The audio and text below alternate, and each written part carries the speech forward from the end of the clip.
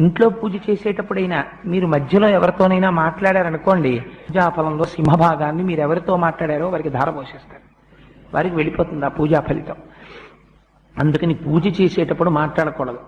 శరీరంలో ఉండేటటువంటి ఏ రంధ్రంలోంచి వాయువు బయటికి వెళ్ళకూడదు.